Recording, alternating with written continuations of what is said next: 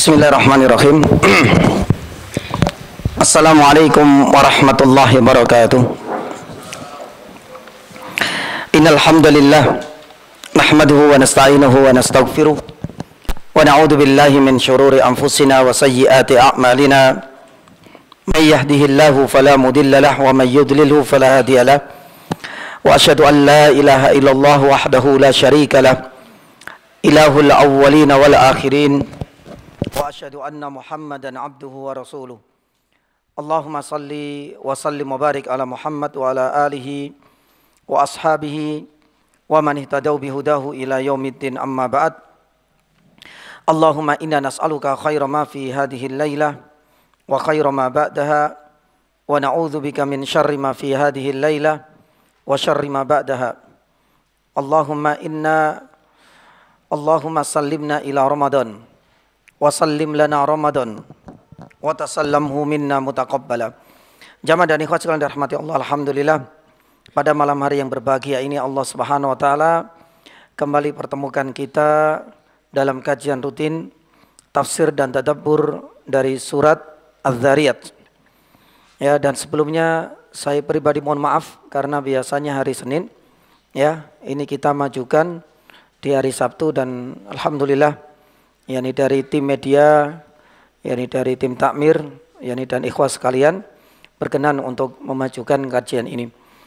Ada beberapa faedah yang sudah kita sampaikan dahulu, ya, di mana di ayat yang ke-9 Allah Subhanahu wa taala berfirman kutilaman yufaku anhuman yakni ufik. Ada banyak faedah yang sudah kita sampaikan pada pertemuan sebelumnya di ayat yang ke-9 dari surat Az-Zariyat. Kita memahami kaidah-kaidah dasar di dalam memahami firman Allah Subhanahu wa taala. Allah menyesatkan, Allah berbuat makar terhadap manusia. Karena kalau tidak kita fahami dengan kaidah-kaidah dasar, maka besar kemungkinan kita terjerumus ke dalam sesat pikir sebagaimana sekte-sekte yang sudah berseberangan dengan Ahlus Sunnah wal Jamaah, di mana mereka berani dan lancang mengatakan Allah Subhanahu wa taala memang sengaja memaksa kami untuk berbuat maksiat. Mereka mengklaim bahwasanya Allah Subhanahu wa taala benar-benar mendolimi dan menyesatkan kita. Maka oleh karena itu jamaah yang dirahmati Allah, semoga dengan beberapa kaidah-kaidah dasar yang sudah kita sampaikan pada pertemuan sebelumnya, ya, paling tidak memberikan, ya, satu pencerahan untuk kita semua, dan tentunya dengan adanya kaidah-kaidah dasar itulah paling tidak kita bisa menghindarkan dari sesat pikir di dalam memahami ayat-ayat yang seperti ini. Adapun ayat yang ke-10 Allah Subhanahu wa taala firman kutilal yakni al-kharrasun. Nah, nanti kita akan bahas dari dua sisi, kutila dan al-kharrasun. Kutila al-kharrasun, kalau kita lihat dalam mushaf terjemahan kita, itu biasanya diterjemahkan dengan terkutuklah, atau dalam terjemahan yang lain itu terlaknat. Al-kharrasun diterjemahkan dengan orang-orang yang berdusta. Nah, di ayat ini jamaah dirahmati Allah Subhanahu wa taala ada sekitar 5 faedah yang akan kita bahas biidznillah ta'ala. Yang pertama, kita akan membahas tafsir dari kutila. Kenapa begitu jauh? Seakan-akan antara lafadz kutila, bagi yang sudah belajar bahasa Arab biasanya kutila itu diartikan apa? Dibunuh. Tapi kenapa dalam mushaf terjemahan itu tidak pernah kita jumpai terbunuhlah? Tapi yang muncul itu malah penafsiran yang berbeda, penerjemahan yang lain. Kalau tidak terkutuklah, ya terlaknatlah. Nah, disinilah jamaah dirahmati Allah Subhanahu wa taala. Di ayat yang ke-10 ini, ya, ayat yang ke-10 kutilal kharrasun. Yang pertama kita akan membahas tafsir kutila. Kutila, ya. Para ulama sepakat bahwasanya kutila ini adalah ungkapan, ya, Al-Quran yang mengandung unsur apa? Unsur doa. Jadi tidak kita terjemahkan letterlek. Kalau kita hanya mengacu kepada mu'jam atau kamus Arab Indonesia, hampir tidak kita akan jumpai makna seperti ini. Biasanya qatala, kutila, ya bermakna membunuh atau dibunuh.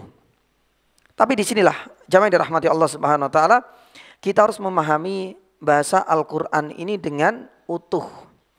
Karena ada kalanya beberapa lafaz di dalam Al-Quran itu memang menunjukkan berita, informasi. Terkadang lafadznya itu informasi tapi mengandung unsur perintah.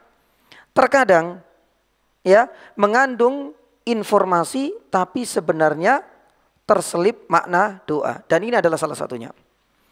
Maka oleh karena itu jamaah yang dirahmati Allah Subhanahu Wa Taala, ini adalah bagian dari keindahan sastra yakni Arab.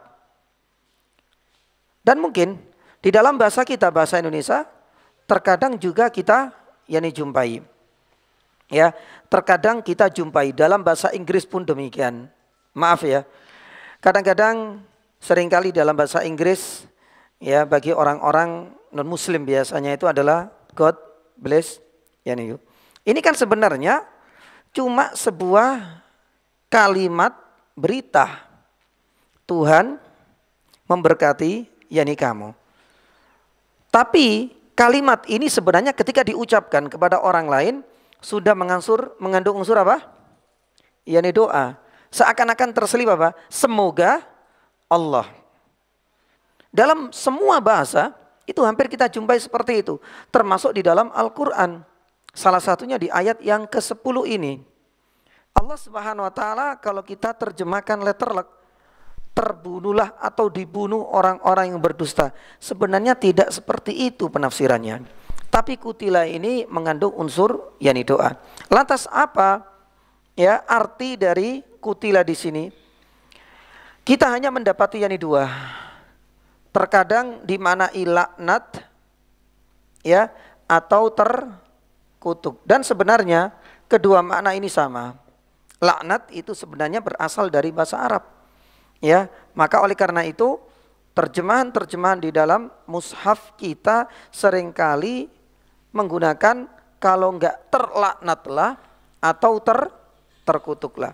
Nah di sini kita akan membahas lebih jauh tentang kalimat yakni laknat, dan itu adalah doa yang terselip dari lafadz kutila yang ada di ayat yang ke-9 ini. Kutila al-kharrasun.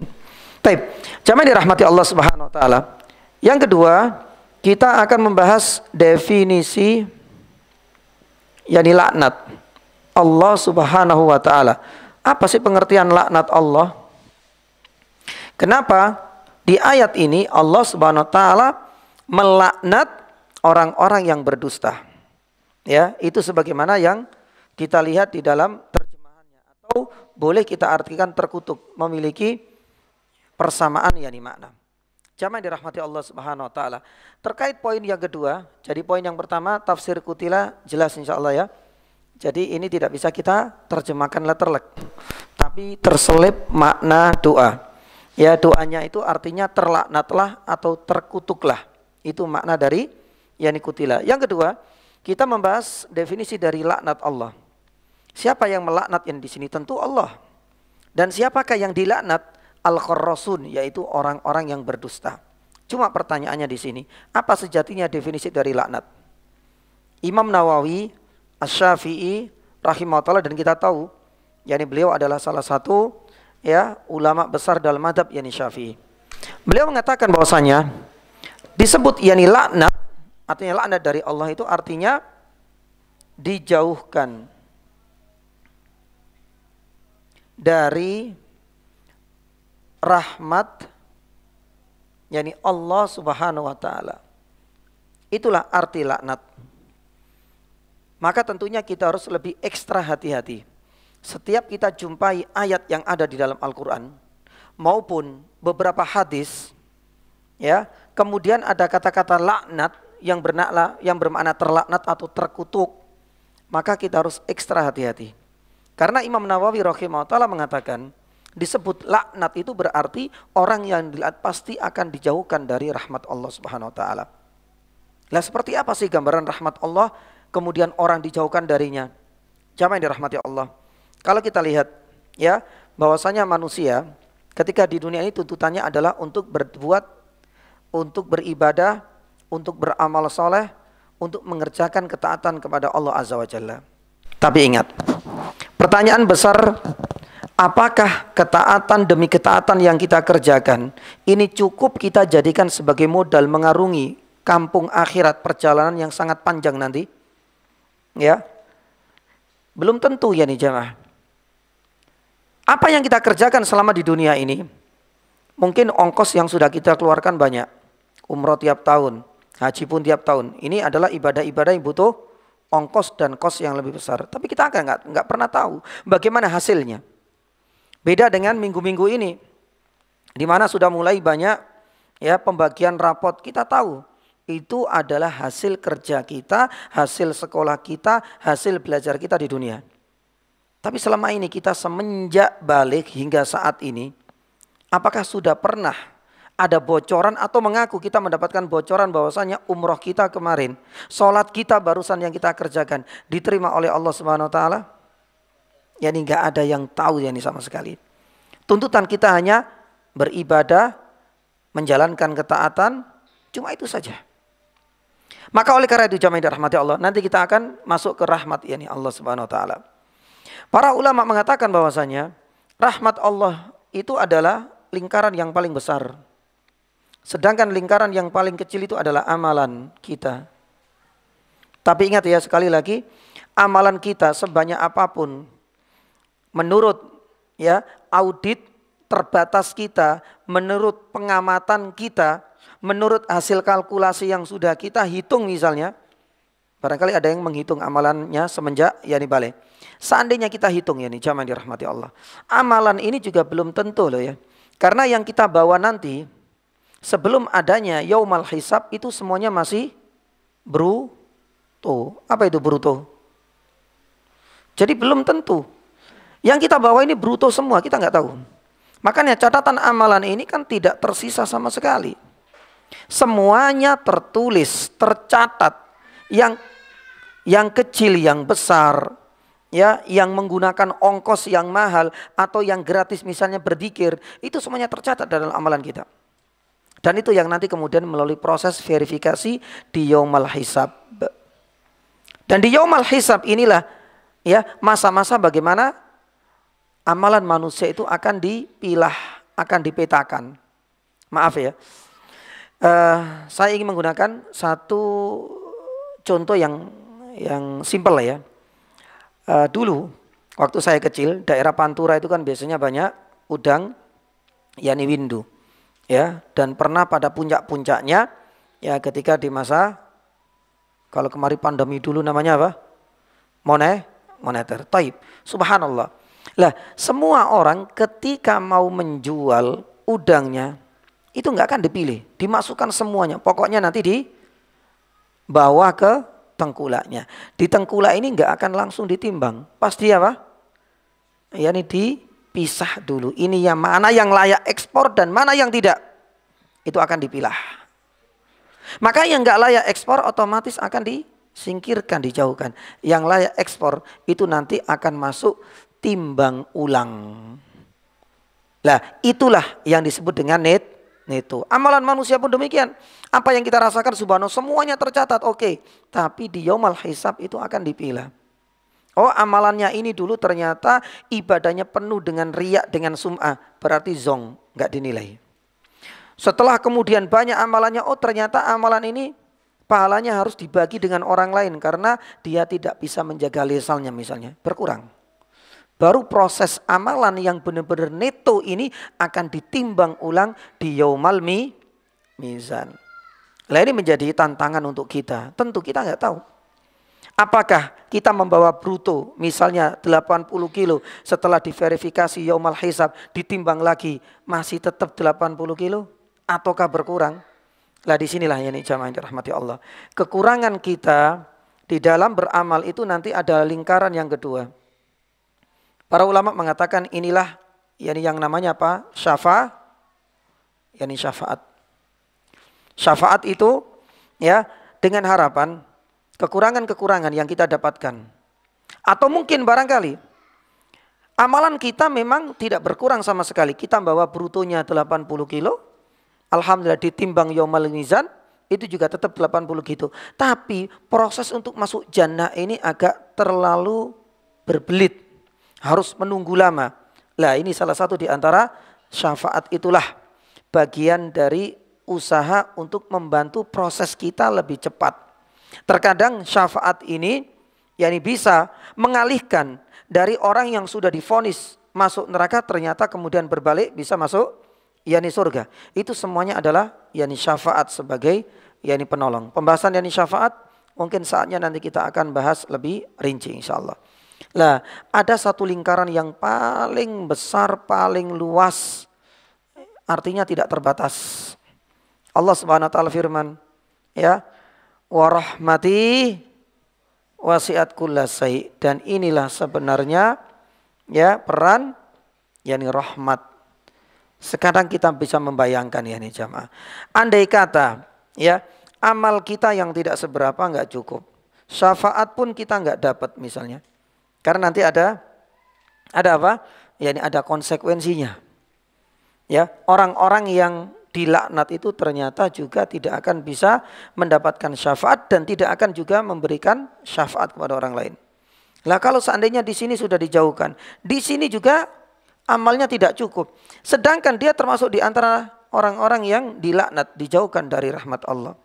Kita bisa langsung memprediksi ke arah manakah, di tempat manakah orang-orang seperti ini akan berada. Padahal semua orang bisa mengharapkan rahmat Allah dan itu yang tidak terbatas. Allah Subhanahu wa taala berkehendak sesuai dengan keinginannya yang sempurna. Baik, kita kembali lagi kepada laknat. Maka oleh karena itu jangan sekali-kali kita meremehkan adanya lafaz-lafaz rahmat, adanya lafaz laknat, karena laknat ini memiliki makna dan konsekuensi hukum yang sangat dalam. Ketika seseorang itu dijauhkan dari rahmat Allah Subhanahu wa taala. Padahal rahmatnya apa? Allah wa rahmati wasi'at kullasyai. Mencakup segala hal. Subhanallah. Baik. Jamaah dirahmati Allah. Berkaitan dengan definisi ini, kita lanjut. Para ulama mengatakan bahwasanya laknat Allah Subhanahu wa taala artinya dijauhkan dari rahmat Allah. Ini dibagi menjadi dua. Sini saja. Yang pertama, ini berlaku bagi orang-orang kafir. Dan yang kedua, juga berlaku untuk orang-orang mukmin. Karena laknat ini mau tidak mau, juga akan diberlakukan kepada dua jenis manusia. Bagi orang kafir, yang sudah mati dalam kondisi kafir jamaah, berarti dijauhkan dari rahmat Allah itu konsekuensinya apa? Akan dijauhkan dari surga. Dan di neraka akan apa? Abadi. Itu kalau seandainya orang-orang itu dilaknat oleh Allah dan mati dalam kondisi kafir, jangan harap untuk bisa masuk surga. Sedangkan neraka itu akan menjadi tempat abadi bagi orang tersebut. Adapun kalau seandainya orang-orang mukmin jamaah yang dirahmati Allah Subhanahu wa taala, itu akan berbeda. Karena ada sebagian orang-orang yang dilaknat oleh Allah Subhanahu wa taala dan itu adalah orang-orang mukmin. Lah kalau seandainya orang-orang mukmin, maka berarti dia akan dijauhkan dari rahmat Allah, artinya dari apa? Surga, tapi untuk sementara saja. Sementara saja. Karena hal ini keyakinan Ahlussunnah wal Jamaah. Adapun dia harus masuk neraka tapi tidak kekal. Ini kalau seandainya orang itu mati dalam kondisi mukmin. Karena tidak semua orang yang dilaknat itu pasti orang kafir, tidak. Ada kalanya orang-orang mukmin juga orang-orang yang mendapatkan laknat. Tapi nanti konsekuensi hukumnya berbeda. Kalau mati dalam kondisi kafir, maka berarti dijauhkan dari rahmat, artinya dijauhkan dari surga. Dan itu mustahil mereka akan masuk, enggak mungkin. Terus di mana tempatnya? Mereka akan di neraka, ya, yakni abadi. Adapun yang dijamah dirahmati Allah Subhanahu wa taala yang kedua, kalau seandainya itu adalah orang mukmin, maka dia akan dijauhkan dari surga, iya, dari rahmatnya Allah, tapi tidak berlaku yakni selamanya. Ini hanya untuk sementara. Di mana tempatnya?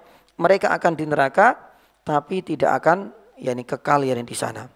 Nah, ini adalah pemahaman ahlu sunnah yakni wal jamaah. Ya, Allah Subhanahu wa taala berfirman tentang orang-orang kafir, ya, di dalam surat Al-Ahzab ayat 64 sampai 65. Innallaha la'anal kafirina wa a'adda lahum sa'ira khalidina fiha abada la yajiduna waliyaw wala nasira. Sesungguhnya Allah melaknat orang-orang kafir di sini, ya, wa a'adda lahum sa'ira, dan sudah menyiapkan sa'ir, neraka jahanam. Bagaimana mereka akan berada di neraka? Khalidina fiha abada la yajiduna waliyaw yani wala nasira. Nah, ini adalah salah satu bukti yang menunjukkan bahwa orang-orang kafir yang mati dalam kondisi kekufurannya, mereka adalah orang-orang yang dilaknat, artinya dijauhkan dari surga dan akan masuk neraka, ya, dalam keabadian dan yakni kekekalan. Taib, jamaah dirahmati Allah Subhanahu wa taala, ini adalah yakni kafir. Adapun orang mukmin, ya, apakah kelak mereka juga akan masuk yakni surga meskipun terlaknat? Iya. Makanya para ulama mengatakan kalau orang mukmin yang dilaknat, ya, itu akan dijauhkan dari surga tapi untuk sementara.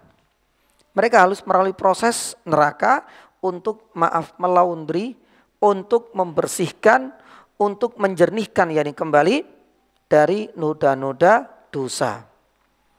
Dan ini adalah pemahaman Ahlussunnah wal Jamaah, dan kita tahu yakni jamaah dirahmati Allah, ada sebagian di antara kaum muslimin yang meyakini bahwa yang namanya surga itu akan kekal di sana. Yang namanya neraka pun akan abadi di sana. Enggak ada yang namanya proses kemudian berpindah tempat yakni seperti ini. Sebagian kaum muslimin ada yang percaya dengan kepercayaan, keyakinan, dan benar-benar mengimani akan hal ini. Hal ini didasarkan pada beberapa ayat. Salah satunya, ya, di ayat 64, 65, 67, ya, sampai 67 dari surat Az-Zumar di paling akhir. Di akhir yakni surat Az-Zumar, Allah Subhanahu wa taala berfirman, wasiqal ladina kafaru ila jahannama zumara. Coba kita lihat. Menurut mereka, zumara kan berbondong-bondong. Ketika Allah Subhanahu wa taala firman wasiqal ladina kafaru ila jahannam zumara, ketika orang-orang kafir itu akan masuk neraka secara berbondong-bondong, menurut pemahaman orang-orang seperti ini, coba kita lihat. Jadi ketika mereka sudah masuk secara berbondong-bondong, berarti nggak mungkin lagi ada yang namanya pindah tempat untuk sementara waktu. Pun demikian di ayat yang berikutnya, wasiqal ladina taqaw rabbahum ilal jannati zumara. Allah Subhanahu wa taala melanjutkan di ayat yang berikutnya ketika membicarakan tentang orang-orang bertakwa, wasiqal ladina taqaw ilal jannati rabbahum ilal jannati zumara. Ini juga sama, orang masuk surga juga berbondong-bondong. Gak ada yang disebutkan oleh Allah setelah itu kelompok apa? Ketiga. Akan masuk ke neraka sementara waktu, kemudian masuk kemana? Ke surga. Tidak disebutkan di dalam surat Az-Zumar di akhir-akhir ini. Apa jawaban dari para ulama mengenai hal ini? Padahal ini sebenarnya yang benar. Jamaah yang dirahmati Allah Subhanahu wa taala. Kita harus memahami syariat ini secara utuh. Al-Quran memang mujmal atau masih global. Tidak bisa kemudian kita fahami secara global sebagaimana yang kita jumpai di dalam surat Az-Zumar. Kemudian dengan menafikan hadis-hadis yang lain yang sahih, yang malah menunjukkan bahwasanya orang mukmin itu akan mengalami dua proses perjalanan nantinya. Ada yang langsung surga dan ada yang harus neraka kemudian masuk yakni surga. Dan itu tidak bisa kita nafikan. Satu contoh misal, ya. Rasulullah SAW bersabda di dalam sunan, di dalam Sahih yang Bukhari, berarti tidak perlu kita ragukan akan kevalidan dan kesahihannya. Di dalam Sahih Bukhari disebutkan ini jemaah, bahwasanya Allah Subhanahu wa taala ya, dan lewat Nabi SAW yang bersabda, ya, innallaha yukhrij, Allah Subhanahu wa taala akan mengeluarkan minan nar, dan ini jelas sudah, mengeluarkan dari neraka, man kana fi qalbi mithqal habbatin min khardal min iman. Selama mereka masih ya punya bekal aset sekecil apapun meskipun itu adalah iman, maka iman itulah yang akan bisa menyelamatkan dia, tidak akan kekal dan tidak akan abadi di mana? Di neraka. Itu ada dalam Sahih Bukhari. Kita mau artikan apa lagi? Kita mau takwil kemana? Enggak mungkin sudah. Maka Ibnu Hajar Al-Asqalani ketika menjelaskan hadis yang ada di dalam Sahih Bukhari, sepakat inilah pemahaman yang benar, bahwa orang mukmin ada yang langsung surga dan memang ada yang harus ke neraka. Setelah mereka dibersihkan dosa-dosanya, mereka diberikan kesempatan untuk masuk surga. Yang kedua, hadis di dalam Sunan At-Tirmidzi dan dihasankan oleh Syekh Albani rahimahullah taala, di mana di dalam hadis ini Allah Subhanahu wa taala menyeru, menginstruksikan kepada para malaikat, akhriju, perintah, keluarkanlah, kata Allah, keluarkanlah, ini tujukan kepada malaikat, keluarkanlah mangkana minan nari mangkana fi qalbihi mithqala habatin min yani iman. Orang-orang yang masih punya aset iman meskipun kecil, ketika dosa-dosanya itu sudah dihapuskan, keluarkan mereka dari jannah. Nah, dua hadis inilah yang menunjukkan bahwasanya ternyata ada dua jalur orang mukmin ketika meninggal. Ya, ada yang langsung dan ada yang mengalami proses seperti ini. Taib. Dalil yang ketiga ini untuk memperkuat. Di dalam sebuah hadis Nabi SAW menjelaskan panjang lebar bagaimana proses manusia nanti itu akan dicuci terlebih dahulu.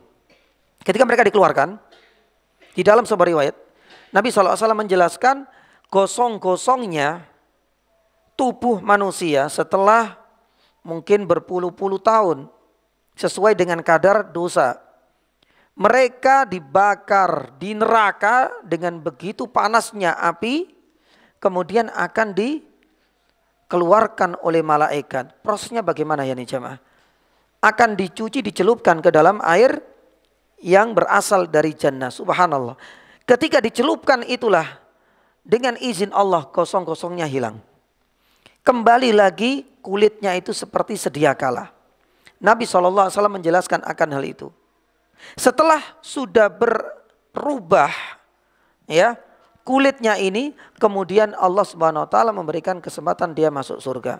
Sekali lagi hadisnya sahih. Lantas, apakah kemudian kita menafikan hadis-hadis ini? Hanya melihat kepada keglobalan, keumuman firman Allah Subhanahu wa taala di akhir surat Az-Zumar, tentu tidak seperti ini cara kita berpikir di dalam beragama. Tapi kita harus mampu untuk memahami syariat Islam secara apa? Secara utuh. Tidak hanya mengambil ayat, hadis ditinggalkan. Tidak hanya mengambil hadis, ayat pun tidak dipedulikan. Tidak seperti itu. Kita harus mampu untuk menggabungkan. Dan di antara hikmah yang lain jamaah yang dirahmati Allah, bahwa ada jalur yang kedua ini, inilah bagian dari keadilan Allah Subhanahu wa taala. Dan inilah hikmah kenapa ada Yaumal Mizan. Yaumal Mizan itu apa? Hari ditimbang. Nah, yang ditimbang para ulama mengatakan ada kalanya itu adalah amalannya yang ditimbang, kata para ulama. Yang kedua, ada kalanya yang ditimbang itu adalah catatan amalannya, suhufnya. Dan yang ketiga, ada kalanya yang ditimbang itu adalah badannya. Ya, tapi nggak usah kemudian kita berimajinasi, mending kita menggembukkan badan, nanti biar di sana biar bobot kita apa? Semakin berat. Tidak seperti itu. Tapi besar kecil manusia yang menentukan itu adalah kualitasnya. Nah, ini adalah 3 cara. Baik, kita kembali kepada Yaumal Mizan. Apa hikmahnya? Allah Subhanahu wa taala menyebutkan di dalam banyak ayat, wa nada'ul mawazinal qista liyaumil qiyamah dalam surat Al-Anbiya. Pun demikian, Di dalam hadis Nabi SAW menyebutkan banyak sekali tentang Yaumal Mizan. Itu adalah bagian dari keadilan Allah Subhanahu Wa Taala. Dari mana sisi keadilan Allah Subhanahu Wa Taala kita tahu dari Yaumal Mizan? Jamaah yang dirahmati Allah. Kalau kita lanjut dari tadi ya. Amal manusia bruto. Dipilah. Netonya baru kemudian ditimbang. Lah, timbangan inilah yang sangat menentukan. Manakah yang lebih berat antara neto dari kebaikan ataukah keburukan dan dosanya. Dan itu menunjukkan apa? Keadilan Allah Subhanahu Wa Taala. Kalau seandainya orang itu hanya diukur lewat apa yang sudah dikerjakan, tanpa dilihat ini sudah sesuai enggak dengan SOP yang diinginkan oleh Allah dalam beribadah, ikhlas enggak? Kalau enggak diverifikasi lebih ketat seperti itu, besar kemungkinan orang itu akan berbangga dengan apa yang sudah dicapai dari ibadahnya selama di dunia. Maka tidak seperti itu keinginan Allah. Allah Subhanahu Wa Taala butuh kualitas, meskipun sedikit, meskipun kecil yang dilakukan. Apa itu sisi kualitasnya? Yang pertama harus ikhlas setiap beribadah, dan yang kedua apa?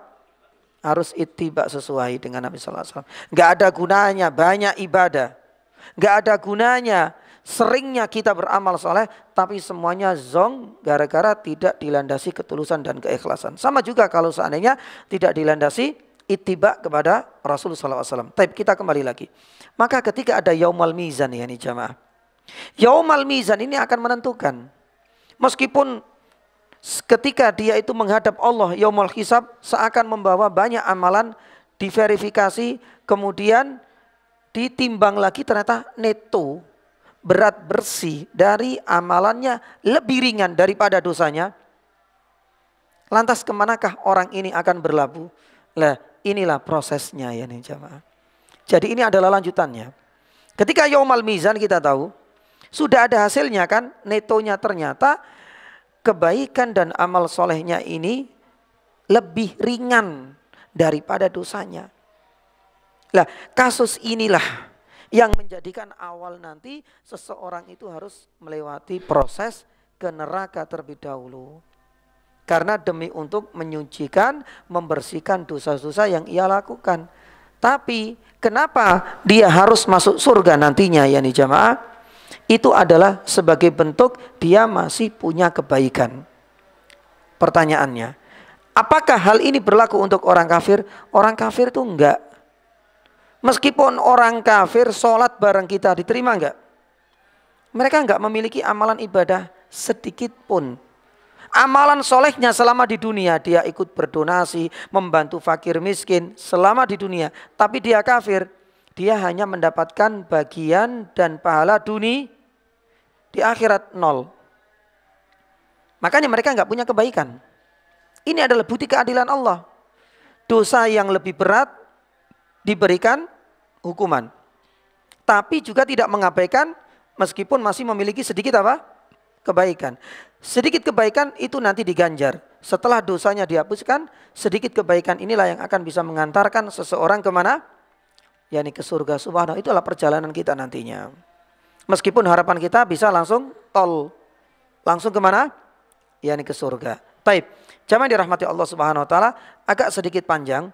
Tapi ini adalah i'tiqad, keyakinan, dan akidah serta manhaj ahlu sunnah wal jamaah.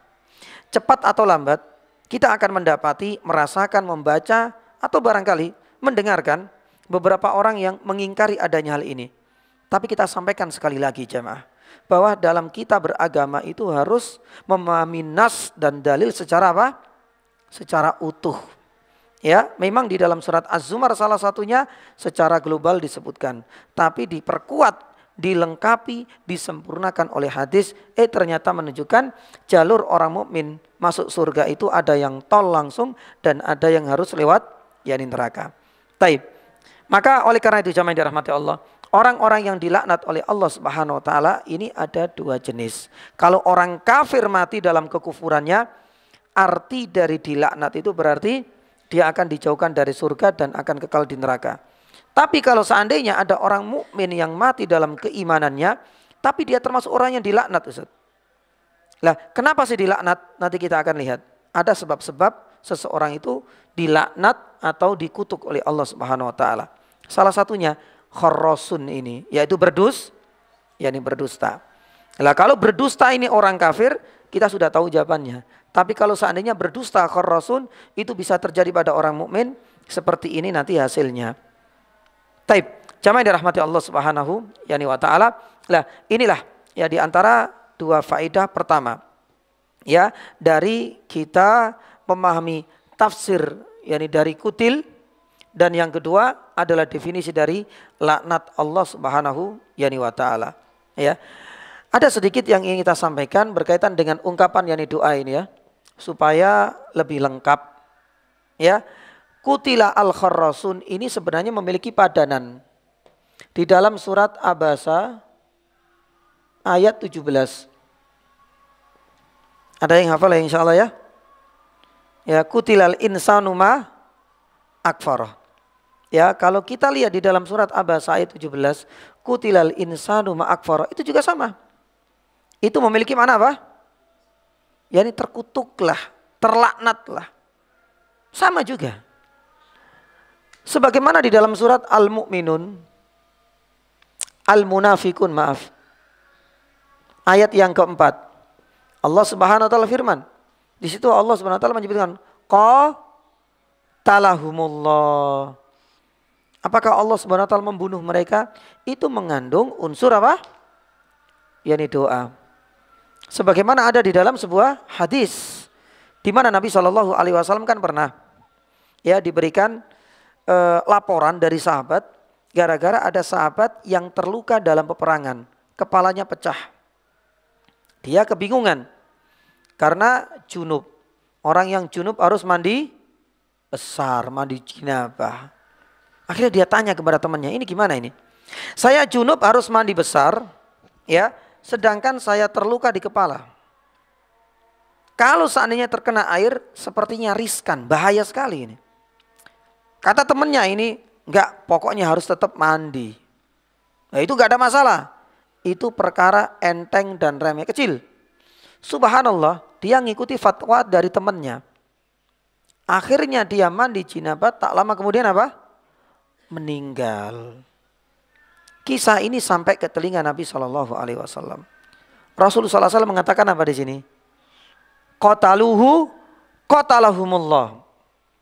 Lah, qatala di sini adalah ungkapan yang mengandung apa unsur? Yani doa. Nabi SAW sampai marah. Ya. Kalau seandainya dia enggak tahu, kenapa dia enggak bertanya kepada ahli ilmu? Ala inna syifa'al ayyi as-su'al. Ya. Sejatinya obat yani dari kebodohan dan kedunguan itu adalah bertanya kepada ahli ilmu. Tidak sembarangan kemudian konsultasi syariah, fatwa kepada orang-orang yang tidak berkompeten yani dalam ilmunya. Ini yang jadi masalah. Fatwa tanpa ilmu. Padahal Nabi SAW mengatakan seandainya dia tanya kepadaku atau tanya kepada orang berilmu, pasti ya dalam kondisi darurat seperti ini tidak akan disyaratkan mandi besar, bisa diganti dengan badalnya yaitu tayamum. Nah, jamaah dirahmati Allah, di sini Nabi SAW mengatakan qatalahumullah. Semoga Allah membinasakannya orang-orang yang berfatwa tanpa yani ilmu. Taib. Nah, ini adalah laknat Allah yang kedua. Adapun yang berikutnya jamaah dirahmati Allah, faedah yang ketiga. Sekarang kita akan membahas hukum melaknat. Allah Subhanahu wa taala ketika melaknat hambanya itu ada dua kemungkinan ya. Ada kalanya orang yang dilaknat itu adalah kafir dan mati dalam kekufurannya, dan ada kalanya orang mukmin dan mati dalam ya keimanannya. Hasilnya beda ternyata nanti di akhirat. Lah, sekarang kemudian muncul satu pertanyaan. Kalau Allah Subhanahu wa taala melaknat, pertanyaan sekarang kembali kepada diri kita semua. Boleh enggak sih kita? Boleh enggak kita melaknat orang yang lain? Qutil akan mengunsur yani doa. Boleh enggak sih kita melaknat orang lain? Jamaah dirahmati Allah Subhanahu wa taala, disinilah kemudian para ulama membagi menjadi dua. Ada dua kemungkinan Ya, di mana laknat kita kepada orang lain. Ada kalanya laknat itu sifatnya umum atau mutlak. Taib. Kalau memang demikian, para ulama sepakat hukumnya apa? Boleh. Jadi boleh. Ya, kita itu melaknat secara mutlak. Ya, ini nggak ada masalah. Kalau seandainya sifatnya itu umum. Dan Allah Subhanahu wa taala ya sudah membahas hal ini. Pun demikian dengan Nabi Shallallahu alaihi wasallam. Ya. Misalnya kita melaknat orang-orang yang menyembah kepada selain Allah, nggak ada masalah. Tanpa menyebutkan inisial dan identitasnya atau nama. Ini boleh. Ya. Yang jadi masalah itu adalah ketika nanti di sini sifatnya khusus, ya, dengan menyebutkan inisial atau dengan menyebutkan kunyahnya, dengan menyebutkan spesifikasi orang itu. Maka oleh karena itu nanti kita akan bahas, insyaallah ta'ala, ya, lebih rinci mengenai sifat, ya, secara khusus hukum melaknat orang lain, dan baru nanti kita akan lihat ternyata salah satu di antara yang menjadikan ya seseorang itu terlaknat itu adalah dengan berdusta. Faedah yang ketiga, kenapa kita membahas hukum melaknat atau mengutuk? Ini sebenarnya banyak kita jumpai pada bulan-bulan terakhir ini. Nanti kita akan bahas di sini, kita masukkan salah satunya. Boleh enggak sih kita mengutuk, melaknat ya kepada orang-orang kafir, orang Yahudi saat ini yang kita jumpai. Nanti kita akan bahas di sini juga. Kalau seandainya Allah melaknat, itu haknya Allah. Tapi sekarang haknya kita. Boleh enggak sih kita melaknat orang Yahudi saat ini? Ya, boleh enggak kita melaknat inisial ya perdana menterinya dengan nama yang jelas? Ya, baik dengan nama, dengan identitas jabatan, ya, atau mungkin barangkali dengan kunyahnya, boleh enggak? Nah, itulah kemudian kita sematkan di sini. Yang pertama, jamaah dirahmati Allah, para ulama mengatakan kalau mengutuk atau melaknat secara umum tanpa menyebutkan identitas, nama, inisial, para ulama sepakat hal itu diperbolehkan. Karena begitu banyaknya dalil yang ada di dalam Al-Quran maupun di dalam hadis. Ya, dan mengutuk secara umum itu boleh dengan berbagai bentuk. Ya, yang pertama, ya mengutuknya itu dengan kekufuran. Dengan kekufuran. Ya, artinya kita menggunakan inisial ya yang sifatnya masih umum tapi dengan lafadz kekufuran. Nanti kita akan lihat. Ya, orang-orang yang berbuat seperti ini adalah orang-orang yang sudah kafir atau sudah kufur, itu boleh.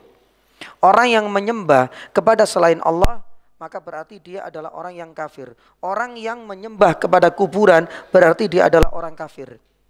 Padahal kita tahu depannya ada orang yang menyembah kuburan.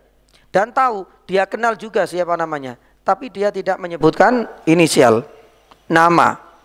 Tapi dia menyebutkan secara apa? Yang umum. Dalilnya banyak ini. Salah satunya tadi jamaah di dalam surat surat apa tadi? Al-Ahzab ya 64 sampai 65. Terutama 64 Allah Subhanahu wa taala firman, "Innallaha la'anal kafirin." Memang Allah melaknat, tapi bagi kita hambanya ketika mengutuk orang lain, melaknat orang lain, ya, yang sifatnya itu umum tidak menyebutkan inisial, nama, identitasnya, boleh.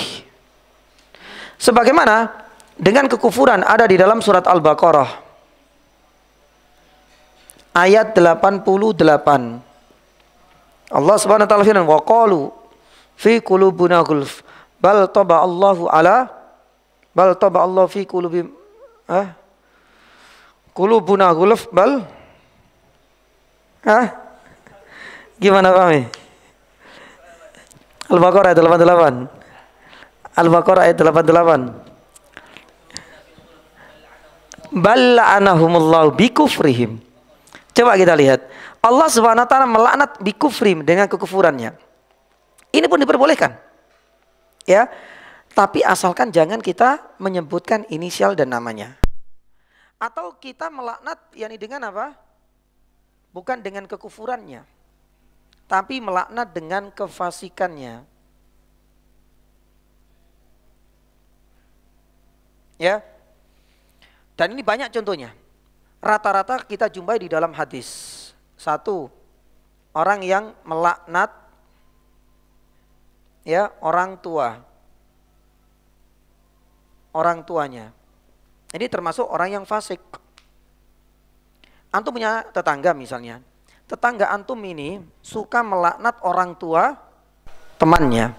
Padahal Nabi SAW mengatakan, ya, orang yang melaknat orang tua saudaranya seakan-akan dia melaknat orang tuanya sendiri. Antum tahu namanya siapa? Ya, satu angkatan Ustaz. Ya, umurnya berapa dia tahu. Nama lengkapnya pun tahu, tapi dia tidak menyebutkan. Ya, dia menyebutkan yakni dengan kefasikan orang tersebut.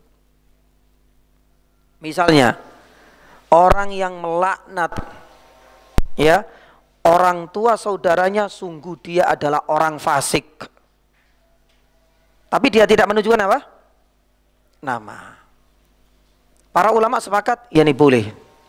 Sama juga di dalam sebuah riwayat, laknat itu bagi orang yang merubah. Kalau dalam bahasa Gresik itu patok tanah. Jadi apa itu? Merubah apa? Batas tanah. Nabi SAW mengatakan, hati-hati. La'anallah. Makanya kita harus ekstra hati-hati. Karena laknat pada dasarnya artinya apa tadi? Itu kan dari rahmat Allah. La'anallah. Yani man la'ana walidayhi. La'anallah man ghayyara manaral al-ardi. Orang yang merubah patok. Ya, merubah patok atau batas tanah ini bisa beragam bentuk. Ya, makanya kadang-kadang ya ini saya juga miris ya, terutama bagi para petani, maaf lah ya, karena keluarga kita banyak petani. Itu kadang-kadang merubahnya itu enggak patoknya, Pak. Tapi galengan. Apa galengan, Pak, kalau sini, Pak? Ya, pematangnya ini, batasnya ini. Jadi rata-rata pas musim penghujan. Jadi akhirnya gantian, Pak. Ngambil dari batas itu kemudian dilempar ke sana. Akhirnya jadi apa? Ya, memang tetap batasnya tetap ada, tapi bagi dia ini agak semakin lama, semakin musim bercocok tanam semakin luas. Ya. Makanya itu bisa nanti dideteksi itu ketika nanti ada apa? Sidak. Ya, kayak misalnya ada sertifikasi kayak kemarin. Ya, pemutihan dan sertifikat gratis. Subhanallah, baru ketahuan. Ini sudah melebar luas. Otomatis yang tertuduh itu adalah yakni orangnya. Entah orangnya sendiri atau mungkin barangkali orang yang disewa atau memperkerjakan, tapi mereka adalah orang-orang yang bersalah. Itu bentuknya beragam. Ada kalanya dengan cara seperti ini. Ada kalanya dicabut kemudian dipindah ke tempat yang lain. Dan yang lebih parah itu adalah memalsukan sertifikat. Ya. Mungkin secara kasat mata batasnya, patoknya, pematangnya, batasnya masih ada. Tapi sudah berubah kepemilikan gara-gara dia memalsukan. Lah, jamaah dirahmati Allah. Nabi SAW mengatakan apa? Dilaknat orang-orang seperti ini. Jadi hati-hati ya. Kita tidak hanya melihat sejengkal, tidak hanya cuma setengah meter, enggak. Kata Nabi SAW, tawwakallah. Yani orang itu akan diapakan? Ya, yani akan ditimbun, ya, bukan hanya setengah meternya, tapi al-ard, yani bisa dengan 7 lapisnya, yani ke bawah, subhanallah. Ya, ini adalah ancaman.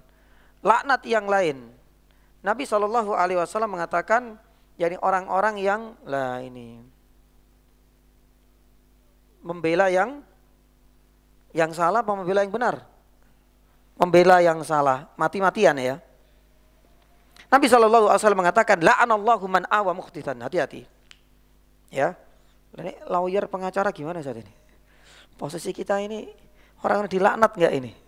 membela yang salah. Ya. Kita melihat dari sudut pandang yang mana?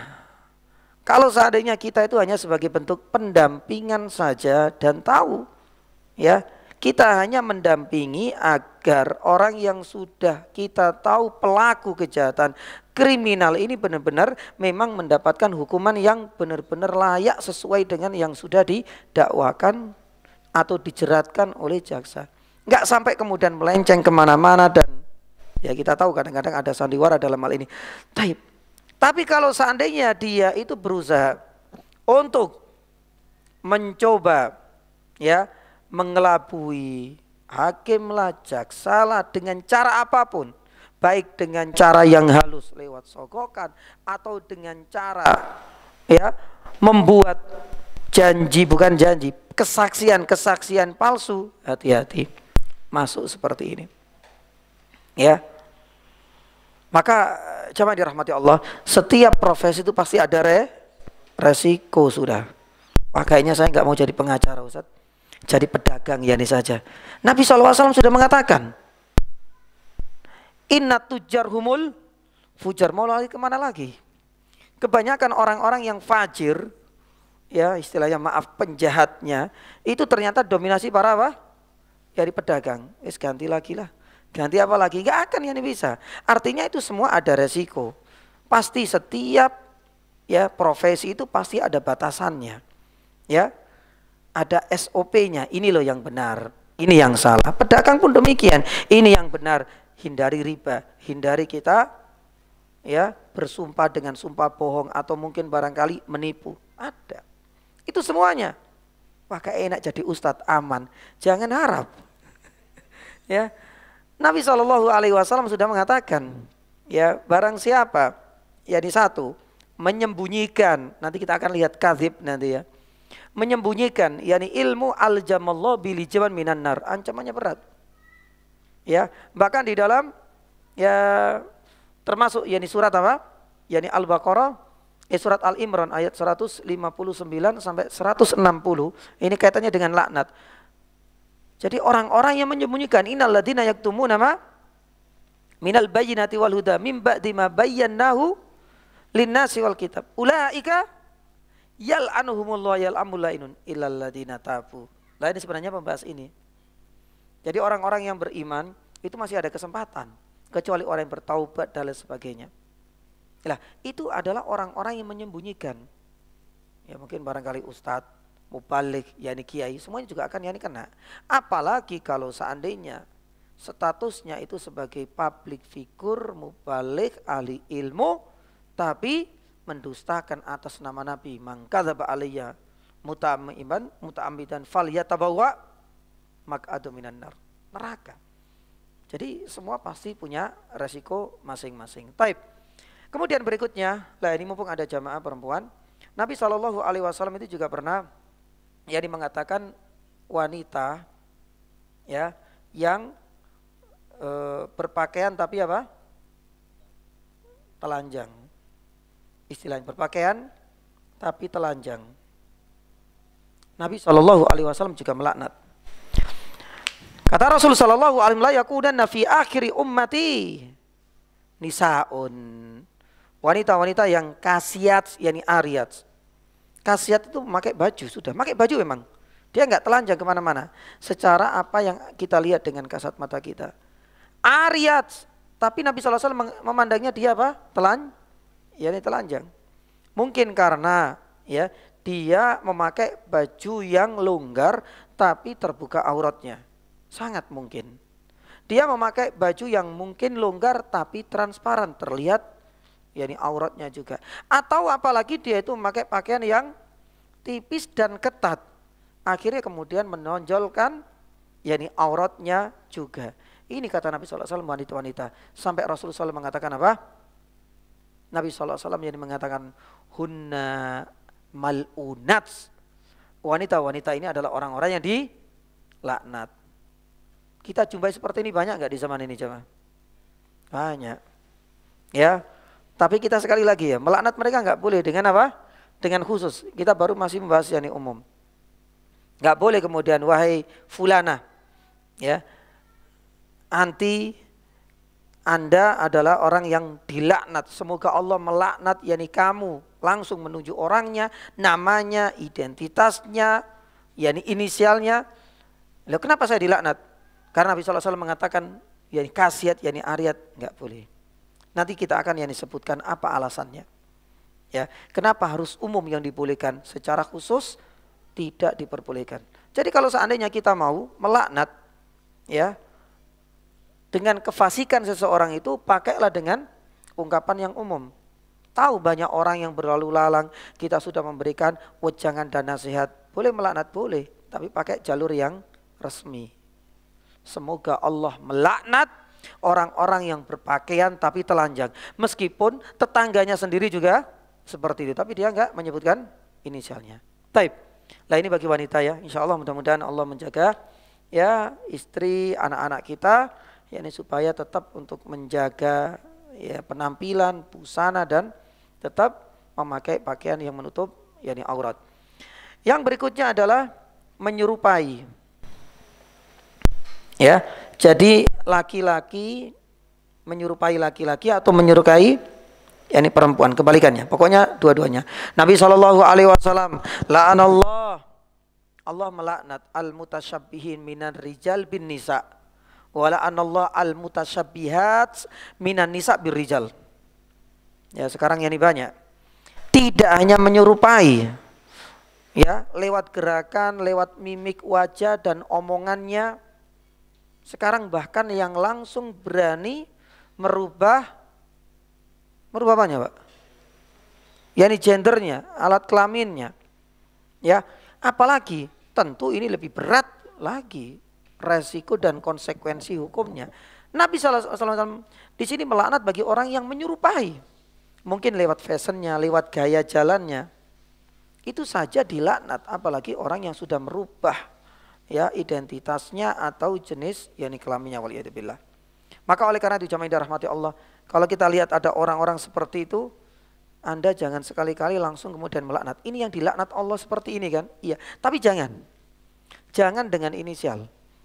Kalau mau aman, maka boleh melaknat, mengutuk orang-orang seperti ini secara apa? Yani umum. Yang ketiga, ya, terkadang ya dibolehkan mengutuk yani mereka dengan apa? Karena sebab kebid'ahannya, ya, mungkin bukan karena kekufuran, bukan karena syahwat dan kefasikannya, tapi kita tahu Ustaz, dia ini adalah orang yang suka mengajak-ajak orang berbuat ajaran-ajaran ritual ibadah yang tidak dianjurkan oleh Nabi Sallallahu Alaihi Wasallam. Lah, Rasul Sallallahu Alaihi Wasallam pernah bersabda, la'anallah, Allah melaknat ya orang-orang man ahdatsa fiha, yani hadatsan. Fiha di sini kembali kepada kota Madinah. Jadi hati-hati ya.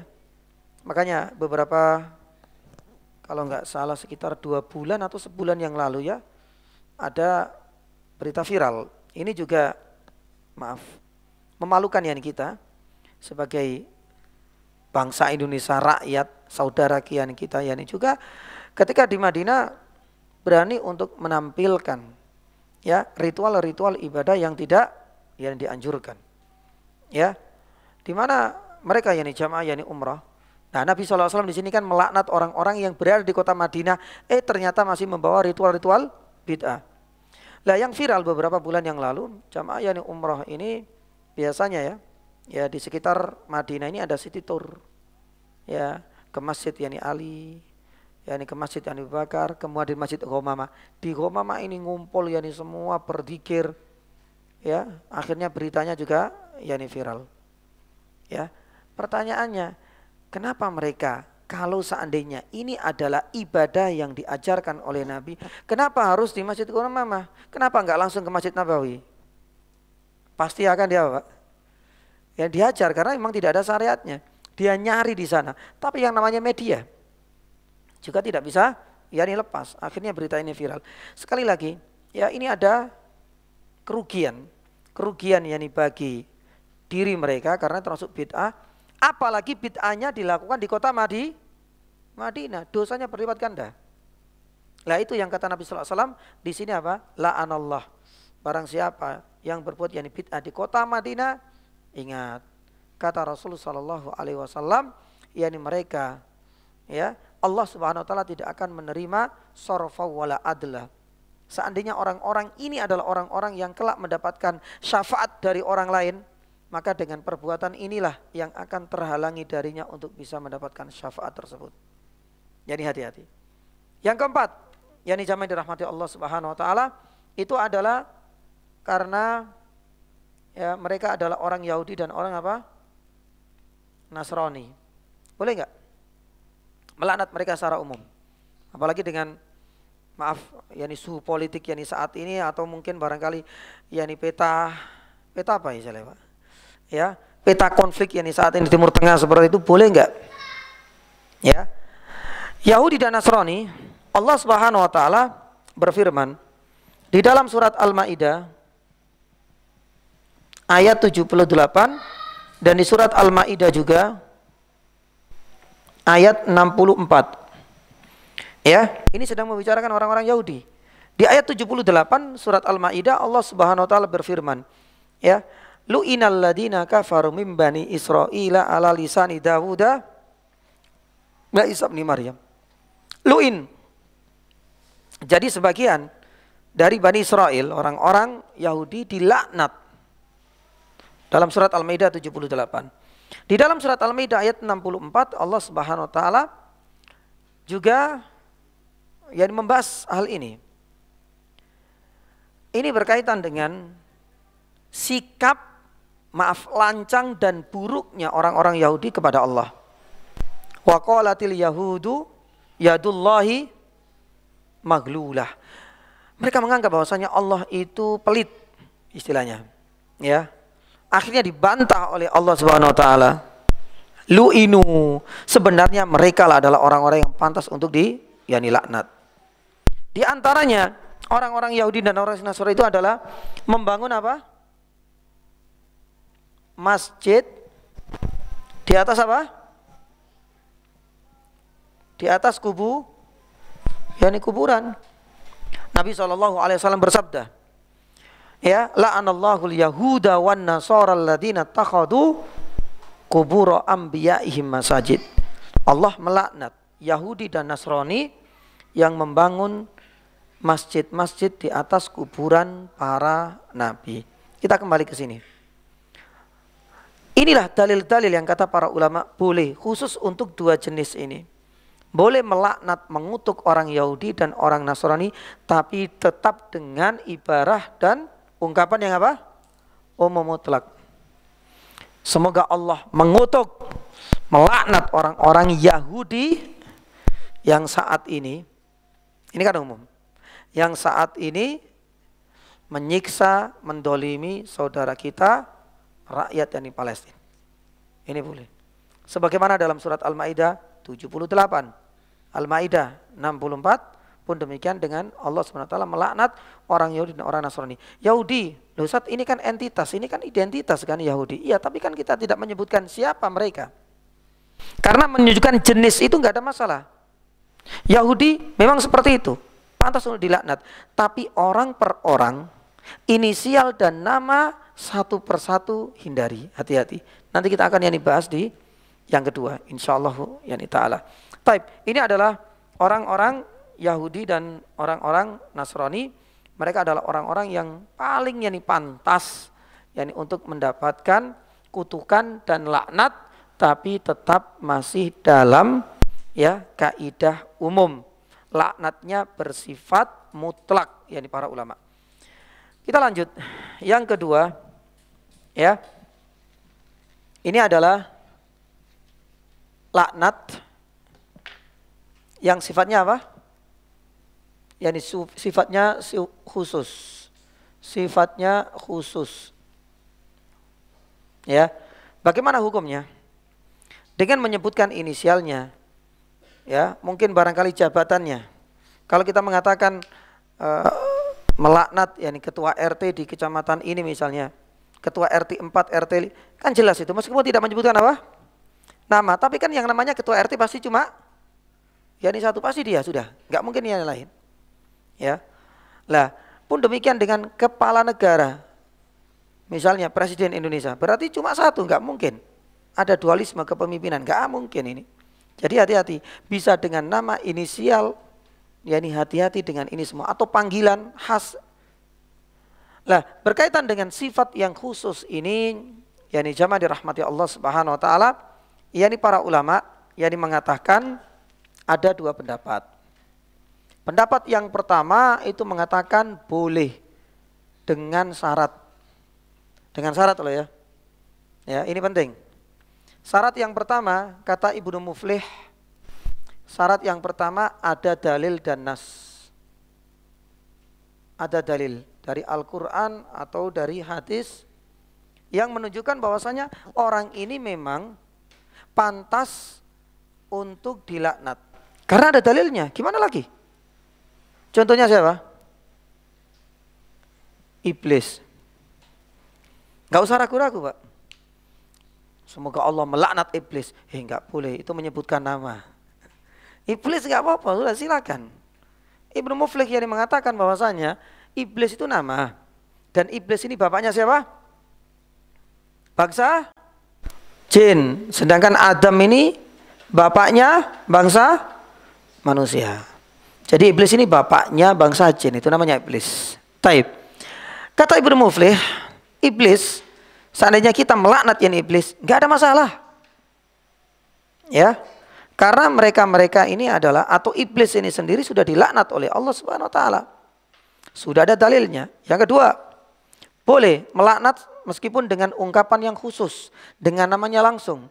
Ketika apa? Kata Ibnu Taimiyah, orang itu mati yakni kafir. Kalau sudah mati kafir nggak apa-apa. Berarti boleh. Wah, contoh ini banyak ini, Pak. Fir'aun, Abu Lahab. Saat nggak boleh melaknat Fir'aun, itu menyebutkan nama langsung. Abu Lahab nggak boleh, itu menyebutkan nama. Taib, kita masuk ke sini dulu. Memang itu dengan sifat dan ungkapan yang khusus, tapi ada dua pendapat. Yang pertama boleh kapan saja. Syarat yang pertama ada dalil yang menyebutkan akan hal itu. Yang kedua ada apa? Ya, bahwa ia sudah mati dalam kondisi kafir. Kalau sudah masih dalam kondisi kafir, ya ini nggak ada masalah. Karena kembali ke sini hukumnya. Karena orang yang mati dalam kondisi kafir pasti akan di mana? Neraka kekal abadi di sana. Berarti mereka ini adalah orang-orang yang memang dilaknat oleh Allah Subhanahu wa taala. Ya, ini yang kedua. Ya. Ada kalanya hukumnya haram. Coba kita berpikirin sedikit. Kira-kira kapan hukumnya haram itu? Kenapa hukumnya haram? Karena satu, tidak ada yang dalil. Tidak ada dalil. Ya, secara khusus. Jadi kalau seandainya nggak ada dalil secara khusus, jangan sekali-kali kita melaknat dengan inisial nama pribadinya. Yang kedua, ini saya tulis dengan huruf besar semuanya dan gede banget. Masih apa? Masih hidup. Meskipun ia orang kafir, meskipun ia pemberontak, pembegal, orang kafir loh ya. Ya, kemudian dia melakukan genosida dan lain sebagainya. Jumhur ulama mengatakan haram hukumnya untuk melaknat dan mengutuk orang tersebut secara khusus menyebutkan inisialnya selama ia masih hidup. Itu nggak boleh. Nah, ini adalah satu pencerahan untuk kita dan edukasi untuk diri kita. Maaf ya, kita menyadari bahwa hati ini tersayat-sayat ya insya Allah. Kita juga merasakan bahwasanya nggak terima dengan kondisi saudara-saudara kita dibantai di sana. Oke, pelakunya banyak. Bahkan per orangnya pun sampai hafal. Apalagi kalau seandainya berkaitan dengan Perdana Menterinya. Oke, kita langsung ke contoh itu. Boleh nggak kita melaknat ya secara khusus? Dan memang tidak ada dalil Perdana Menteri tahun ini Tidak ada dalil kan? Tapi ia masih hidup. Tapi dia adalah ya orang dan otak di balik pembantaian besar-besaran. Lah, di sini para ulama tetap mengatakan haram yakni hukumnya. Lihat apa salahnya? Lah ini nggak bisa diterima. Ada banyak alasan. Alasan yang pertama itu adalah dalil. Nabi SAW itu pernah melaknat. Coba kita lihat. Melaknat ya orang kafir yang masih hidup. Akhirnya kemudian ditegur oleh Allah. Di dalam Sahih Bukhari disebutkan. Ketika Rasulullah SAW sholat subuh.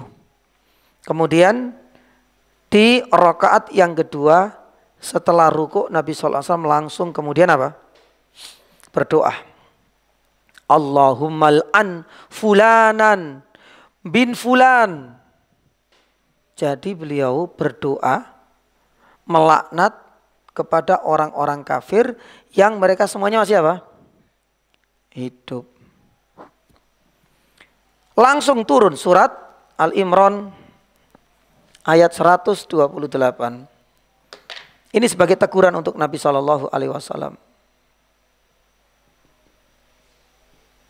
Laisa laka minal amri syai' au yatuba yani alaihim. Ente nggak punya hak dalam hal ini. Ya. Dan teguran ini juga berlaku untuk kita semua ya nih jemaah. Meskipun kita tahu ya Allah ini adalah otak dari pembantaian ratusan jutaan anak-anak dan orang-orang dan wanita yang tidak berdosa dia masih hidup. Dia kafir. Kalau ente punya laknat paling aman laknat secara apa? Umum sudah. Kalau seandainya dia masih hidup, kalau sudah mati nggak masalah. Ini loh. Dia sudah mati belum? Mati. Dalam kondisi apa? Kafir. Ya sudah silakan, nggak ada masalah.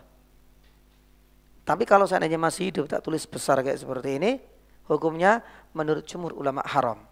Yang kedua, Nabi SAW itu pernah membela ada namanya Abdullah, yani bin Himar, ada yang mengatakan demikian. Karena sebutannya Abdullah bin Himar. Dia adalah orang yang meminum khamr, suka minum khamr. Berkali-kali ya digerebek yani satpol Pak, yani PP. Kalau zaman dulu para sahabat sudah ada al-hisbah. Berkali-kali kalau seandainya minum khamr dia apa kan? Dicambuk. Ya, berkali-kali dicambuk. Ya namanya orang ya. Sahabat yang lain tidaknya gemes, tapi apa Pak? Ya, sudah mulai nggak nyaman lah dengan keberadaan dia. Kok nggak jera-jera gitu loh. Akhirnya ada di antara mereka yang kemudian mengatakan Allahumma anhu. Ya, langsung. Nabi SAW kemudian melarangnya. Hati-hati. Ini sedang mengatakan doa laknat kepada orang yang masih hidup. Sebesar apapun dan seberat apapun dosa yang ia lakukan selama dia masih hidup, Nabi SAW enggak boleh, melarangnya enggak boleh. Ya, lah alasan yang terakhir yang dijama'i dirahmati Allah. Ya, dan ini sangat penting sekali.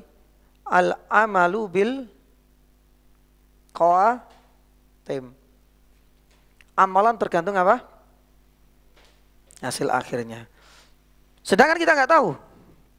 Apakah Perdana Menteri misalnya, ya, si fulan A, si fulan B, kita tahu dia kafir, dia berbuat ya subhanallah keji terhadap kaum muslimin, iya, tapi kita nggak tahu apakah akhir dari kehidupannya nanti ya tetap dalam kekufurannya atau bisa jadi masuk Islam. Jangan mendahului dengan laknatmu. Ketika engkau melaknat orang-orang yang masih hidup dengan menyebutkan secara khusus. Karena kita tahu akhir dari kehidupannya. Begitu banyak orang-orang yang saat ia punya kuasa, saat ia punya power, itu dengan seenaknya ya berbuat keji terhadap kaum muslimin. Ya coba kita lihat ya beberapa orang yang itu banyak kok testimoninya di barat itu banyak sekali. Dulu ada orang yang subhanallah benci sekali dengan menulis artikel-artikel karya-karya yang menunjukkan ujaran kebencian kepada kaum muslimin. Ternyata Allah Subhanahu wa taala berikan hidayah kepadanya. Ya, sama juga dengan testimoni yakni seorang sutradara film apa dulu? Film fitnah ya. Allah Subhanahu wa taala berikan apa? Berikan hidayah, akhirnya dia berubah.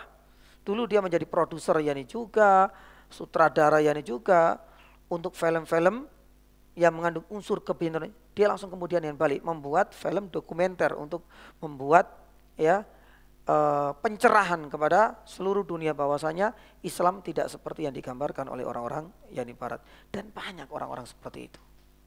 Maka oleh karena itu salah satu alasan kenapa hal itu tidak diperbolehkan yakni jamaah, karena ini Nabi SAW pernah ditegur oleh Allah. Nabi SAW juga pernah menegur yakni sahabat karena dia masih hidup. Dan yang kedua, kita nggak tahu bagaimana akhir kehidupan ya orang yang saat ini kita benci. Maka oleh karena itu langkah yang paling bijak, seandainya kita nggak bisa untuk melaknat, mengutuk mereka dengan ungkapan yang umum, dan nggak ada salahnya kita ganti dengan mendoakan mereka agar menerima hidayah. Seperti kita belajar dari kasusnya Nabi SAW mendoakan Umar bin Khattab supaya apa? Masuk Islam. Tapi berat Ustaz, nggak bisa ini. Dia sudah kita tahu, dia pembantai anak-anak dan lain sebagainya. Apa salahnya? Coba lah. Ya, karena kita nggak tahu. Dan nggak rugi toh kita mendoakan. Ya mudah-mudahan Perdana Menteri ini diberikan hidayah oleh Allah. Salah nggak? Ya ini nggak salah. Sebagaimana Nabi SAW yang dulu tahu Umar seperti itu.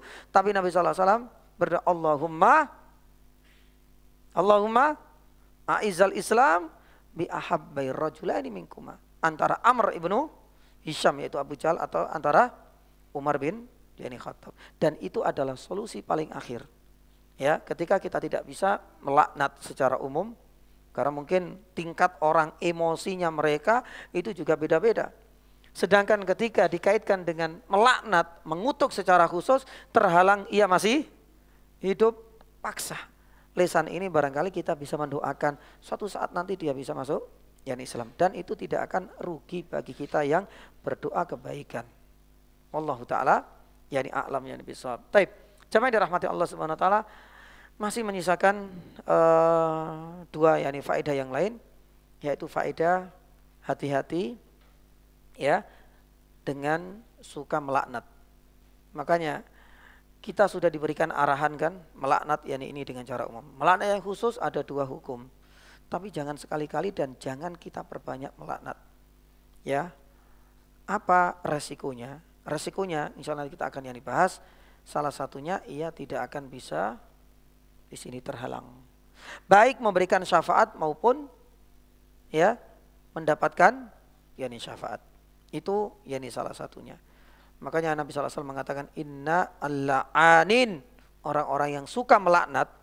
Ya karena saking seringnya melaknat itu kan akhirnya ya batasan-batasan ini kemudian terindahkan, tidak dipedulikan. Dia saking seringnya dan sukanya untuk melaknat. Nabi SAW mengatakan illal la'anin, orang yang suka melaknat la yakuna syuhada wala syufa'a yaumil qiyamah. Ya selebihnya kita akan bahas, termasuk adalah kharrasun.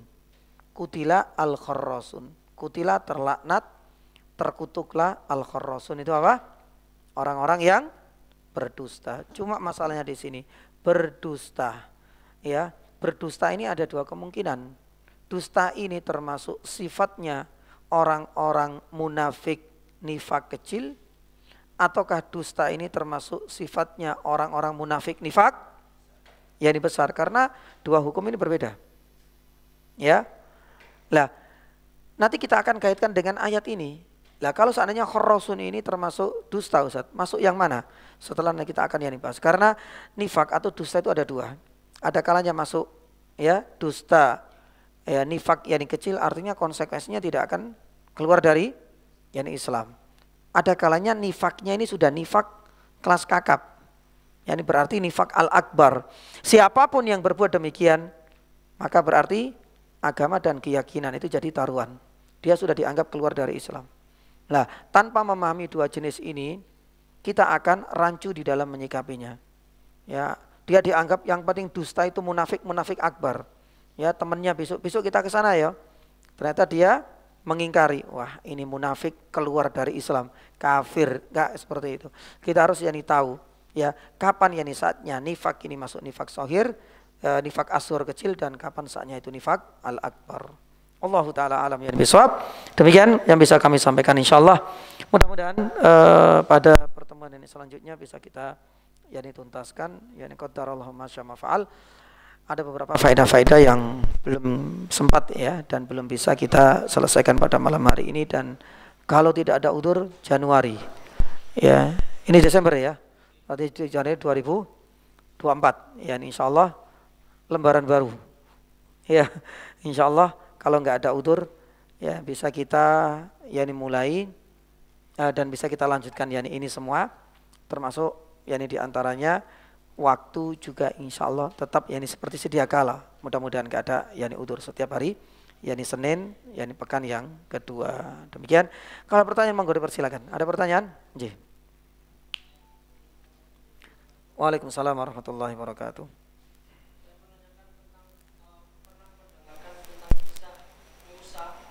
Betul. Yang mengetahui seorang masjid 70 tahun. Ya, kira-kiranya gitu. Terus dia itu masuk surga hanya dengan mengatakan rahmat Allah itu lebih luas daripada tanah lapang ini gitu. Apakah itu betul, dan apakah hanya dengan mengatakan seperti itu rahmat Allah itu turun pada kita? Taib, ini jazakallah khair. Ini jadi PR yang bagi saya, Allah taala alam bisawab. Secara mendetail kisah ini apakah sahih ataukah ini adalah bagian dari Israiliyat. Ya, dalam ilmu tafsir itu namanya Israiliyat atau ad-dakhil. Ya, kalau di dalam ilmu usul fikih kadang-kadang disebut dengan syar'u man qablana, syariat sebelumnya. Untuk masalah ini wallahu taala alam bisawab, ya, diingatkan nanti ya di media, mudah-mudahan pada pertemuan selanjutnya bisa kita sampaikan apakah kisah itu sahih. Kalau seandainya sahih, apa ada faedah yang bisa kita petik dari kisah tersebut. Tapi kalau seandainya kisahnya itu adalah kisah yang dhaif, berarti sudah pasti tidak bisa kita jadikan sebagai landasan hukum. Allahu taala alam bisawab. Jazakallahu khair. Ada pertanyaan yang lain? Monggo. Ya, taib, fadhol. Bagaimana seorang yang meninggalkan salat? Siap. Selama bertahun-tahun. Ya. Apakah dia terus hadap lagi? Dia mau salat? Taib.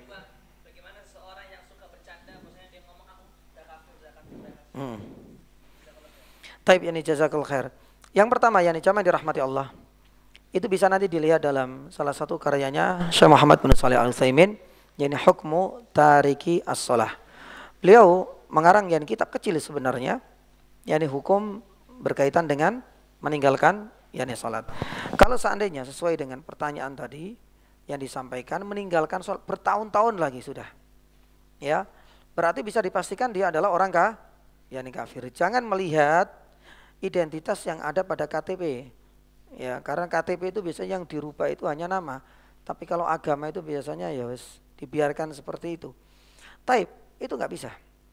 Kalau seandainya sudah bertahun-tahun seperti itu berarti sudah dipastikan dia kafir. Pertanyaannya, kalau seandainya dia mau sholat lagi, atau paling tidak dia mau kembali lagi bertaubat, apakah butuh bersahadat? Tentu. Ya, karena dia sudah dianggap apa? Non muslim atau kafir dalam hal ini. Ya, taib, ini pertanyaan pertama. Pertanyaan yang kedua, apa hukumnya kalau seandainya kita ngomong dan menuduh diri kita sebagai orang kafir? Kafir, kafir. Seperti itu? Bercanda, meskipun bercanda. Jamaah dirahmati Allah Subhanahu wa taala, ada dua hal yang ini saya sampaikan. Yang pertama, kalau seandainya omongan seperti itu menunjukkan rasa khauf dan ketakutannya, ya, ini menunjukkan akan tingginya iman dia, maka sebagian ulama atau banyak ulama mengatakan tidak mengapa. Ya, sebagaimana yang dilakukan oleh seorang sahabat Handalah yang mengatakan kepada Abu Bakar, hari ini aku sudah menjadi orang munafik. Coba kita lihat. Ya, saya munafik hari ini. Itu dikeluarkan langsung oleh seorang sahabat. Ketika diceritakan kepada Abu Bakar ngomong, "Lah, apa alasannya? Engkau adalah sahabat. Kenapa engkau menganggap dirimu sebagai orang munafik?" Ternyata dia kemudian menceritakan, coba kita lihat, rasakan sendiri Abu Bakar. Di saat kita bermajelis ilmu ini kan enggak terbayangkan sama sekali. Ya, kita di majelis ilmu kemudian kita berhayal, berimajinasi untuk berbuat kemaksiatan, insya Allah enggak. Dia ceritakan seperti itu ketika kita bermajelis dengan Nabi SAW, subhanallah, yang namanya jannah itu seakan-akan ada di hadapan kita langsung. Tapi giliran kita pulang bersama dengan anak, bercengkrama dengan istri, hilang semua itu semua. Abu Bakar yang tersentuh dengan jawaban, kalau memang demikian ya saya juga munafik. Dua orang ini akhirnya kemudian melaporkan kondisi mereka berdua kepada Nabi Sallallahu Alaihi Wasallam. Nabi Sallallahu Alaihi Wasallam mengatakan apa? Saatan, yakni saatan. Lu nggak seperti itu, ya. Karena ada saatnya kita itu memang mempeng, ya, kayak orang itu kerja ya nggak bisa. Ada saatnya orang itu kerja dengan tekun dan ada saatnya orang itu istirahat. Ada saatnya kita berada pada tingkat dan level di puncak yakni keimanan, apalagi kemudian di saat kita itu sholat itu kan benar-benar apa? Fokus, konsentrasi. Dan ada saatnya memang kita nggak dibutuhkan, ya, masa-masa seperti itu. Pun demikian di saat engkau bersamaku hadir dalam majelis ilmu, ya memang seperti itu efeknya, efek dari apa? Yani iman. Tapi di saat kita itu bergaul, bercengkrama, berkumpul dengan anak istri, tentu akan berbeda. Gak bisa kemudian kita samakan, pokoknya menteng-menteng, kayak di masjidnya Rasulullah, kemudian dengan keluarga juga seperti itu, enggak. Akan pasti yani berbeda. Nabi SAW mengatakan saatan-saatan. Ada saatnya engkau itu seperti itu, dan ada saatnya tuntutnya engkau itu lebih banyak. Aslinya ada harus diturunkan grade-nya, calling down, sesuaikan yani dengan yani orang-orang yang sedang kita yani interaksi yani bersama dan kita gauli seperti itu. Nah, di sini jamaah dirahmati Allah itu tergantung pada tingkat yani keimanannya. Kalau seandainya keluar dari orang-orang yang benar-benar kuat imannya, maka sebagaimana yang diakui oleh Abu Bakar As-Siddiq radhiyallahu ta'ala, enggak ada masalah. Saya munafik yani saya telah berbuat yani kufur yani misalnya. Tapi kalau seandainya orang yang mengatakan yani seperti itu bukan menunjukkan ketulusan hatinya, tapi hanya untuk apa? Ingin mendapatkan apa? Empati dari banyak orang, memperbanyak followernya misalnya. Meskipun dia adalah orang yang soleh, tapi menganggap dirinya itu masih kotor dan lain sebagainya, tapi ada rasa yang tidak tulus dalam hatinya, maka berarti hal ini termasuk yani hal yang diharamkan. Ini yang kedua. Yang ketiga pertanyaannya tadi, kalau seandainya ngomongnya itu sebagai bentuk yani candaan, hati-hati yani jamaah. Tidak diperbolehkan dalam hal ini. Ya. Karena Allah SWT firman di dalam surat At-Taubah, ya, berkaitan yani dengan candaan orang-orang munafik kepada sahabat Nabi SAW sepulang mereka dari perang apa? Yani Tabuk. Itu candaan. Ya. Sampai kemudian Rasulullah SAW tidak memberikan udzur yani sama sekali. Wala in sa'altahum la yaquluna innama kunna nakhudu wa nal'ab. Loh, kita cuma canda tok kok. Tapi Al-Qur'an mengatakan qad kafartum yani ba'da imanakum. Qul abillahi wa ayati wa rasulihi kuntum tastajin. Enggak boleh kemudian memperolok menjadikan sebagai bahan candaan Allah, syariat Islam. Enggak boleh. Kuntum tastajin enggak boleh. Qad kafartum, engkau sudah dianggap kafir ba'da imanikum, setelah engkau beriman. Maka dari hadis inilah, ini berlaku untuk semuanya. Baik yani bercanda mengatakan seperti itu atau bercanda menghina dan menistakan Nabi dan syariat Islam, maka hal ini tidak diperbolehkan. Yani termasuk yani dulu pernah saya dapatkan ya, ketika kita marah, pernah diajar dalam sebuah kelas. Kemudian gurunya ngomong anta kafir, katanya gitu. Kafir. Kita menentang, enggak boleh. Ini termasuk yani kafir muayyan atau dengan apa? Kata-kata khusus. Laknat dengan kafir itu enggak boleh dengan khusus. Apalagi langsung. Yani anta dilaknat, yani anda itu kafir. Kita sebagai murid-murid menentang. Ternyata dia punya alasan. Pengen apa? Bercanda. Anda ini kafir tapi kafir nikmat. Ya, ditakwilkan ke situ. Kita tetap yani akhirnya terjadi apa? Yang terjadi debat yang sangat sengit antara kita dengan yani guru tersebut, karena enggak boleh seperti ini. Ya, karena ketika Anda menganggap anta kafir itu pasti identik dengan kafir akbar. Dan itu enggak boleh. Ya, tapi kalau seandainya anta punya takwil Anda kafir tapi kafir apa? Yani nikmat, yani misalnya, maka hal itu tidak yang diperbolehkan. Allahu ta'ala alam bishawab. Demikian ya yang bisa kami sampaikan. Yani semoga apa yang kami sampaikan ya di malam hari ini, sedikit memberikan gambaran kita terutama makna dari kutil ini, meskipun satu faedah belum sempat kita tuntaskan. Mudah-mudahan pertemuan selanjutnya Allah Subhanahu wa taala mudahkan untuk kita bisa menyelesaikannya. Subhanaka asyhadu an la ilaha illa anta astaghfiruka wa atubu ilaik. Wa sallallahu ala nabiyina Muhammadin wa ala alihi wasallam. Wassalamualaikum warahmatullahi wabarakatuh.